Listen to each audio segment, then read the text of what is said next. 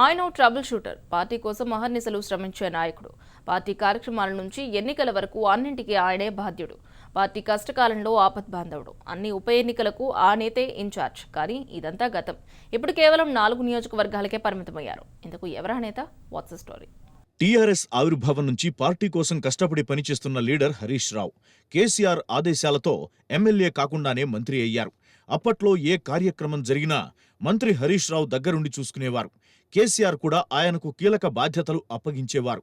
తెలంగాణ ఉద్యమ సమయంలోనూ కీలక పాత్ర పోషించారు. 2008, 2010లో జరిగిన ఉప ఎన్నికల్లో హరీష్ రావు కీలక బాధ్యతలు చేపట్టారు. ప్రతి నియోజకవర్గంలో తిరిగి పార్టీ అభ్యర్థుల గెలుపు కోసం పనిచేశారు. పార్టీ ఎక్కడ వీక్గా ఉందని తెలిస్తే చాలు అక్కడ ప్రత్యక్షమైపోతారు హరీష్ రావు. టీడీపీ నుంచి రేవంత్ రెడ్డి కాంగ్రెస్లో చేరిన సమయంలోనూ కొడంగల్ నియోజకవర్గ బాధ్యతలను హరీష్ రావు తీసుకున్నారు.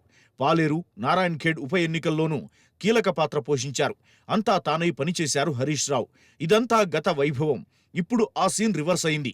ప్రగతి నివేదన సభను అత్యంత ప్రతిష్టాత్మకంగా తీసుకుంది టీఆర్ఎస్. సభకు సంబంధించిన ఏర్పాట్లను మంత్రి కేటీఆర్, ఇతర మంత్రులు పరిశీలిస్తున్నారు. సీఎం కేసీఆర్ కూడా సభాస్థలాన్ని సందర్శించి పనులను పరిశీలించారు. కానీ టీఆర్ఎస్లో కీలక నేత, ట్రబుల్ షూటర్గా పేరుగాంచిన మంత్రి హరీష్ రావు మాత్రం ఇప్పటి వరకు సభాస్థలానికి వెళ్లలేదు. కొంగరకలాన్ తన నివాసానికి దగ్గరగా ఉన్నప్పటికీ ఆయన అటువైపు చూడటం లేదు. దాదాపు 25 లక్షల మంది సభకు వస్తారని కేసీఆర్ ప్రకటించారు. జన సమీకరణలో దిట్ట అయిన హరీష్ రావు మాత్రం ఏ జిల్లాలోనూ పర్యటించలేదు. కేవలం సిద్దిపేట జిల్లాలో దుబ్బాక, గజ్వేల్, సిద్దిపేట, హుస్నాబాద్ నియోజకవర్గాల్లో మాత్రమే సన్నాహక సమావేశాల్లో పాల్గొన్నారు. ఇంత పెద్ద సభ జరుగుతున్నా మంత్రి హరీష్ రావుకు సీఎం కేసీఆర్ ఎలాంటి బాధ్యతలు అప్పగించలేదు. దీంతో హరీష్ రావు 4 నియోజకవర్గాల్లో పర్యటించారు. ప్రగతి నివేదన సభ తేదీని ప్రకటించినప్పటి నుంచి ఆయన తన నియోజకవర్గానికి పరిమితమయ్యారు. ఇటీవలే కాళేశ్వరం ప్రాజెక్టు పనులను పరిశీలించారు.